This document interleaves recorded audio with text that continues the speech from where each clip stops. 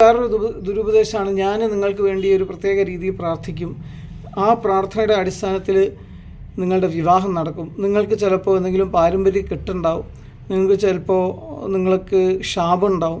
ഈ ശാപമൊക്കെ മാറണമെന്നുണ്ടെങ്കിൽ നിങ്ങൾ ഇന്ന രീതിയിൽ പ്രാർത്ഥിക്കണം. ഞാൻ എങ്ങനെയാണ് നിങ്ങൾ അതിനുവേണ്ടി പ്രാർത്ഥിക്കേണ്ടതെന്ന് ഞാൻ നിങ്ങൾക്ക് വ്യക്തിപരമായിട്ട് പഠിപ്പിച്ചു തരാം, പറഞ്ഞു തരാം. എന്നിട്ട് പിന്നെ പ്രൈവറ്റ് പാർട്സിന് മുകളിൽ കൈവച്ച് പ്രാർത്ഥിക്കുക. ആ വ്യക്തിയുടെ മുകളിൽ കിടന്നിട്ട് ഏലിയാവ് ഒരു മരിച്ചുപോയ ഒരു ബാലനെ ജീവിപ്പിക്കാൻ വേണ്ടിയിട്ട് അവന് വേണ്ടി പ്രാർത്ഥിച്ചൊരു പ്രാർത്ഥനയുണ്ട്. അതുമാതിരി ആ വ്യക്തിയുടെ മുകളിൽ കിടന്നിട്ട് ഉള്ളൊരു പ്രാർത്ഥന. ഇങ്ങനെയുള്ള പ്രാർത്ഥനകൾക്കൊന്നും ബൈബിളിൽ പുതിയ നിയമത്തിൽ വ്യവസ്ഥയില്ല. ഇങ്ങനെ ആരെങ്കിലും ഏതെങ്കിലും ദൈവദാസൻ നിങ്ങളോട് വന്നിട്ട് പറയുകയാണ്, ഏതെങ്കിലും ദൈവത്തിൻ്റെ പ്രവാചകന്മാരാകട്ടെ പ്രവാചികമാരാകട്ടെ പറയാണ്, നിങ്ങൾ അതിൻ്റെ പുറകെ പോകരുത്, ഇത് വ്യാജ ഉപദേശമാണ്.